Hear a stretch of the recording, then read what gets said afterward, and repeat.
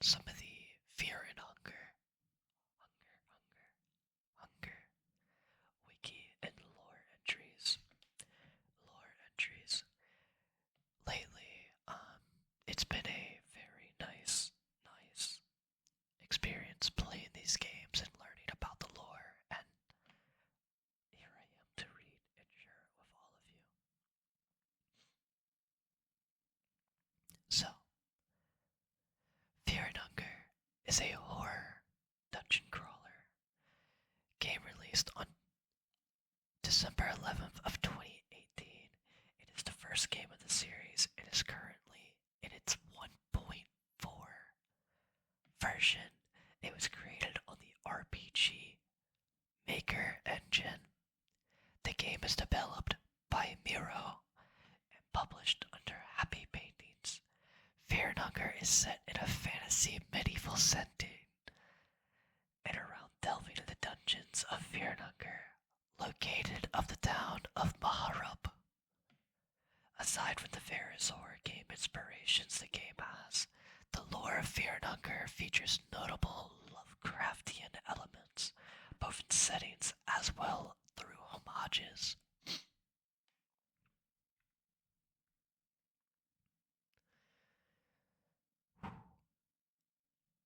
Let's start with let's start with the overall, what the synopsis is. Fear and Hunger is a horror dungeon crawler set in the dark and hopeless dungeons of fear and hunger. Four misfortuned adventurers delve deeper and deeper into the dungeons and uncover the secrets of this ancient fortress that holds inside. The fortress works as an ancient nexus for difficult planes of existence. The depths are an eternal turmoil as both old and new gods struggle for power. It's up to the player's choice and the position and stance of all this. The game is a hybrid of a survival horror and a dungeon crawler with influences ranging from Silent Hill to NetHack. There are roguelike elements in the game as well as heavy foundations of a JRPG. Fear and Hunger is a heavy on atmosphere of ruthless in its difficulty. Let's start with their very unfortunate cast of characters, starting off with the Knight. The Knight, Darus, is a playable character and potential party member in Fear and Hunger, a knight with pure and righteous ways of a warrior.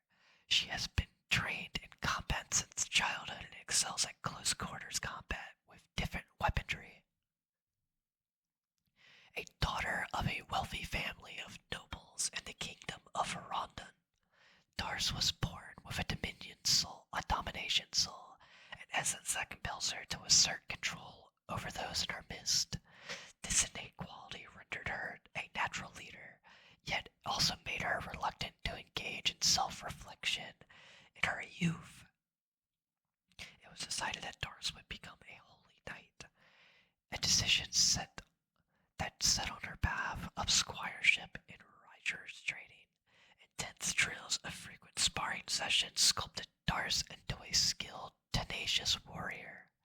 Darus became a full-fledged knight, an invaluable asset to Rondon's military. However, the passage of time wore away Darus' allegiance to the Holy Knights. She recognized the dissonance between Rondon's profane, divine mission and the reality of a privileged elite reaped the rewards of battle. Disgusted by the pursuit of self-serving conquest and bloodshed, a disillusioned Darus contemplated renouncing her knighthood. Such considerations were met with stern opposition from her family, who threatened to disinherit her for daring to entertain such notions. Amid her disillusionment, Darus encountered the Knights of the Midnight Sun, a small band of mercenaries led by a charismatic Lagard. Holding such disdain for Rondon's corruption and hypocrisy, Lagard is easily persuaded Darus to join his cause because of her prior trained and experienced, she was granted prominent positioning within the group.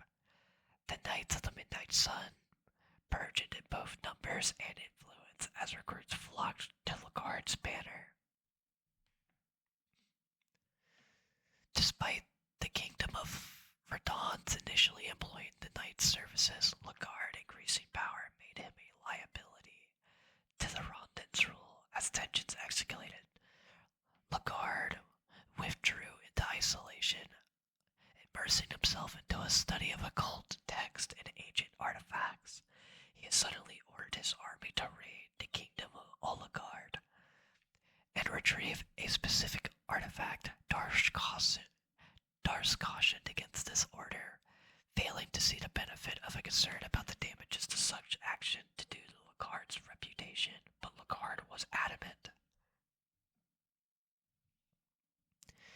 The ensuing raid was successful, but it also incurred the wrath of Rondon, who seized the opportunity to turn the common folk against Lagard, and is ordered his arrest. Surrounded by Rondon's army, Darus and her comrades fought bravely, but were outmatched. Lagard was captured, and the knights were killed merely to the man.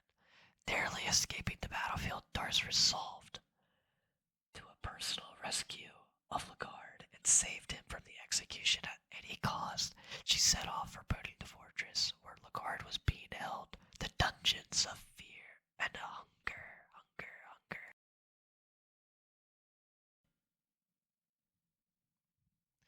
Now starting next with our next unfortunate character, the mercenary, also known as Kahara.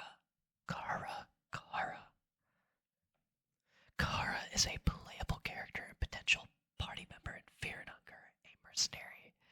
He is known for his dirty tactics in battle and crafty ways of gaining an advantage, doing whatever to bring the silver to the table. His appearance.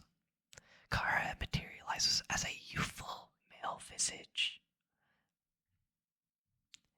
Kahara is also known as the mercenary, born with the endless soul, a force that drove him to constantly yearn for freedom and explore the depths of his creativity. Unfortunately, life in the capital of the Eastern Sanctuaries, Ajiata, would prove itself very harsh and unforgiving for Kahara, as he was abandoned and left to fend for himself by his parents when he was just a child. To survive in the capital, a young Kahara forced to make difficult decisions, to become a pickpocket, a burglar, or to struggle trying to live an honest life as a merchant. Regardless of which career path he chose, his endless soul craved for more than a mundane existence. And when he grew older, Kahara would abandon his previous career to join the various mercenary armies, mastering the dirtiest tricks to stay alive. Eventually, he was taken by a notorious veteran highwayman and became a member of a small band of criminals and ex-soldiers. Together, they traveled the lands, raiding and pillaging until Kahara found himself in settling down in the kingdom of Radon. Now, in a new land, Kahara would make a living for himself by working in the kingdom's underworld, tempted by the promises of money and opportunity. During his stay in Radon, Kahara would end up becoming romantically involved with a woman named Celeste, a prostitute that was trapped in endured servitude at one of the kingdom's brothels. His relationship with her is what presumably made him delve into the dungeons of fear and hunger in search of Lagard, as the money offered by his bounty would allow Kahara to free Celeste. The fact that Celeste was pregnant may have strengthened his determination to earn enough money to buy her freedom. Despite feeling a sense of unease, the task from the outset, Kahara nevertheless accepted it, as he was promised a handsome reward if it was successful.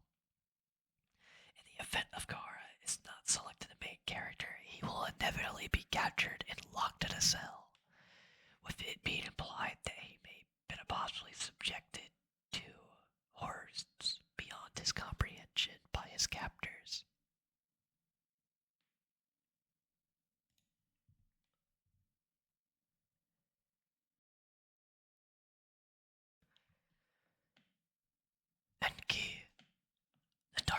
priest.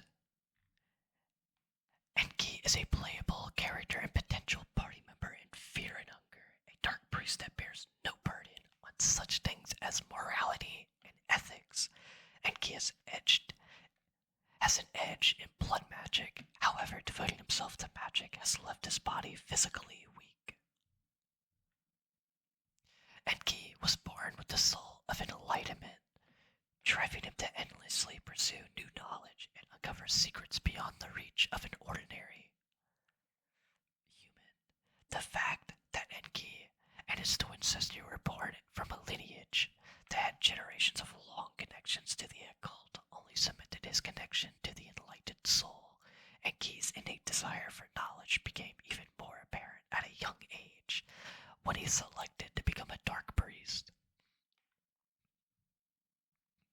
In keeping with the customs of the occult ceremonies, Enki was compelled to engage in deadly confrontations with his own sister, wielding ceremonial knives in a fight to the death. Enki's frail physique proved to be a downfall as his sister swiftly gained an upper hand and held a blade to his throat, poised for the final strike. However, she chose to spare his life and lowered her weapon, stepping back from him, while their supervising high priest looked on perverse satisfaction.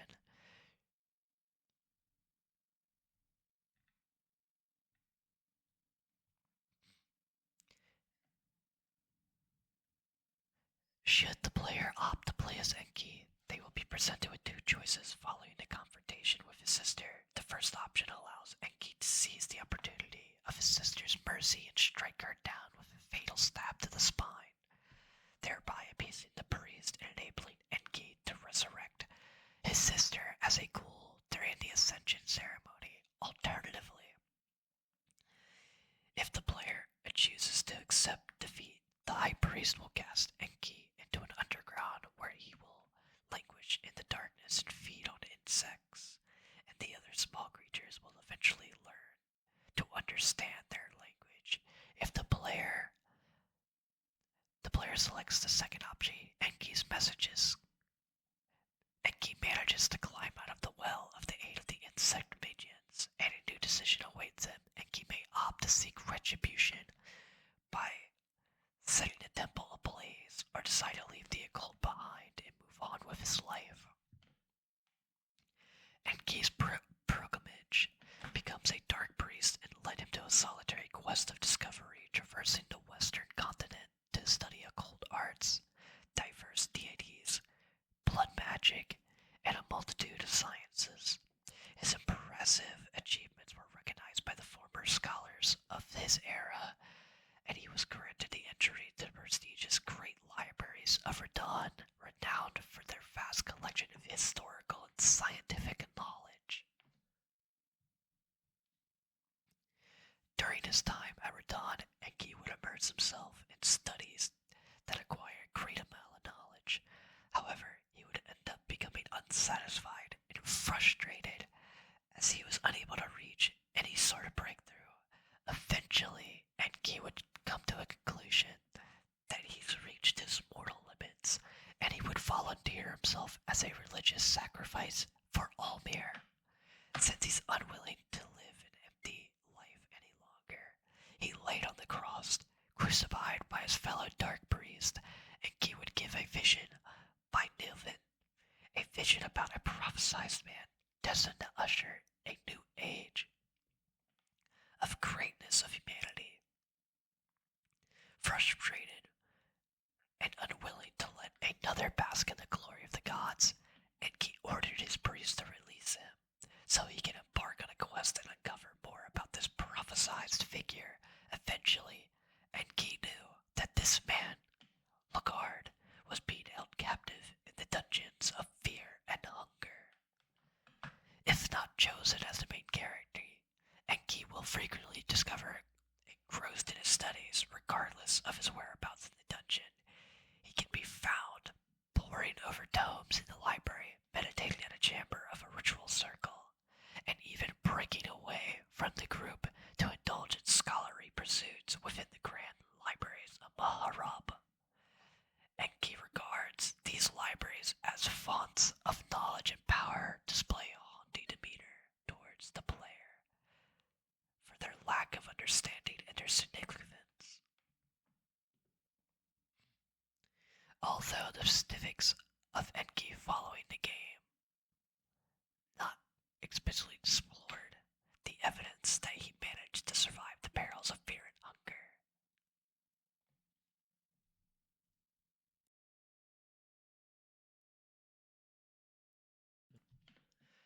Now comes our final member of the party, the Outlander. Ragnvaldr is a playable character and potential party member of fear and hunger. Hardened in the freezing winds of the north, he is an Outlander that can survive in the most impossible situations. Ragnvaldr was born with the soul of the tormented, was destined to face relentless struggles in every step of his life. However, this very burden became the forge that shaped his physical strength and unrivaled iron will, akin to the gods themselves. In his early years, Ragnvaldr enjoyed the balanced childhood in the kingdom of Lagard. Blessed with his presence of both his parents, it was his father who imparted upon him the art of war, nurturing his martial prowess and preparing him for the challenges ahead. As time passed, the winters of the north grew colder, and summers became shorter, plunging the land into a deep hunger.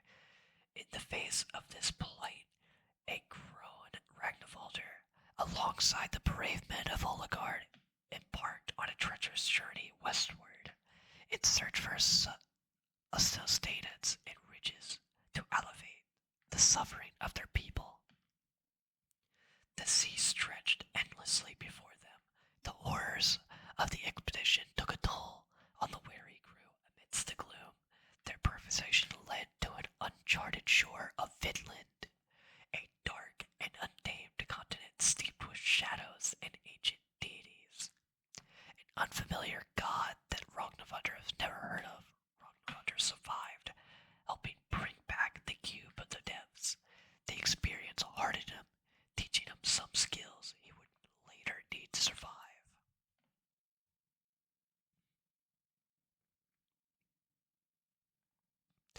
During a hunting expedition, Ragnvaldr returned to his village, only to bear witness to the worst fears materializing before his eyes.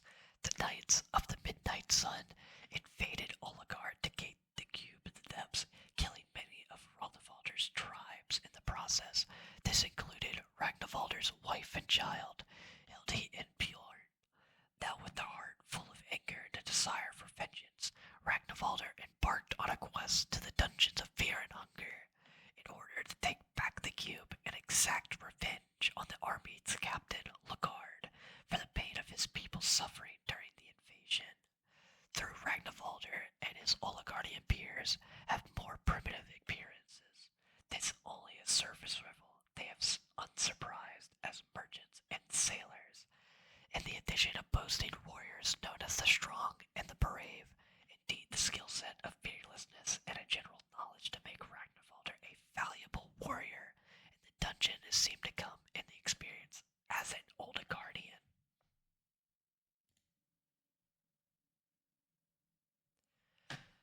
Now, time for the major character that links everyone together in the dungeons of fear and hunger. Lagard. Lagard is a major story character and potential party member in Fear and Hunger.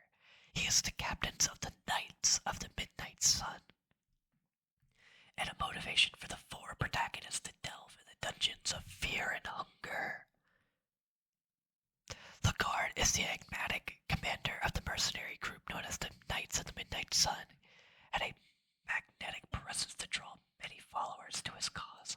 Among his loyal subordinates was Darus, a trusted member of the inner circle. Lagard's success as a leader was attributed to his prophetic vision of a unified kingdom, achieved without the need for violence. He was the way of connecting with the people, who saw him as a kindred knight, having some of the humble origins themselves. As time passed, Lagard's deeds and aura led others to view him as the very embodiment, as a long-awaited figure from the ancient prophecies. This perception grew to such an extent that the new god, Nilfian, came to believe that Lagard held the key to the external existence. At an unknown point, Nilfian visited Lagard in a dream, joining him and conceiving a child whose significance would later reverberate throughout the world. As the Knights of the Midnight Sun grew in size and influence, their actions caught the attention of a reigning power in the western region, Radon. Initially, Radon saw Lagard's army as a potential asset, but as they continued to expand, they became a perceived threat to Radon's modern reign.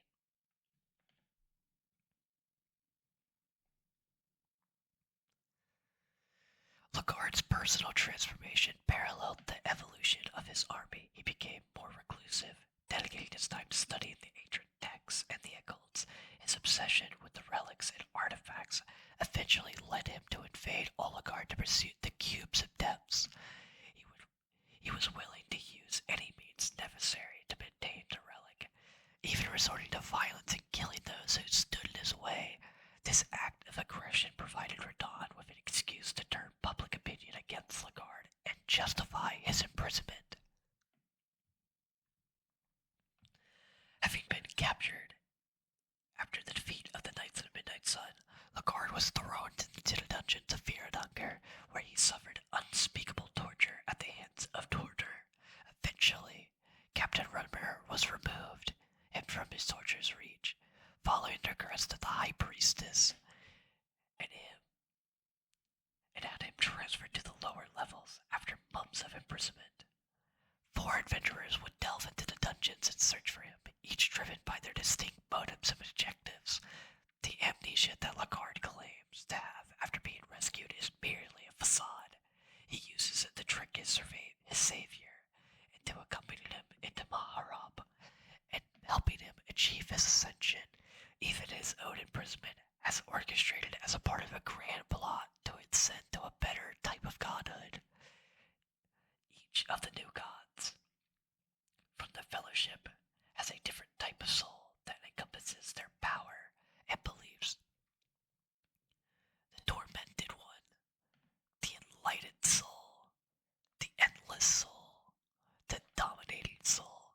Lagard attempted to encompass all these aspects: torment through the torture of the dungeon, enlightenment through the cube, endlessness through the meeting of Nilfian in their dreams, and domination through his campaign. This puts him in a unique position to become greater than all the new gods, in his hopes of becoming a true god to be worshipped in the coming age.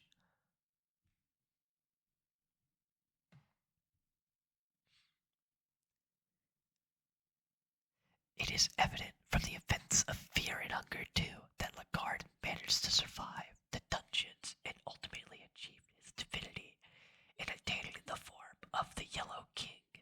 It is unclear how he managed to survive or even escape his confinement from his cell. Now time for the canonical ending of Fear and Hunger, or the theorized Fear and Hunger canon ending.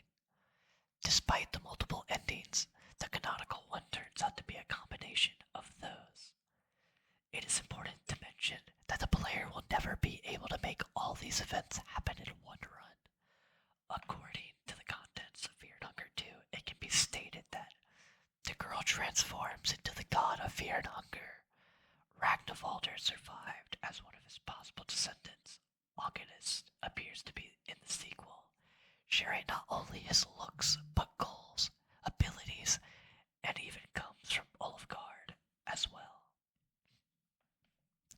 And Key survives the events of the first game. This can't be deduced since he is one who writes the book of the Skin Bible of Fear and Hunger. Lagard achieves his goal due to his appearance when applying wrought against him in Termina, which is similar to the one that Darus and ending as. It is likely he was resurrected by her after being found dead in the dungeon and achieves godhood through an unintended way. Darus survives the events of the first game. Nazara survives the events of the first game, but it can be deduced that he eventually had a conflict with Golgoroth and survived. For now, that will be all of the reading for tonight. It's just a silly little game that I like,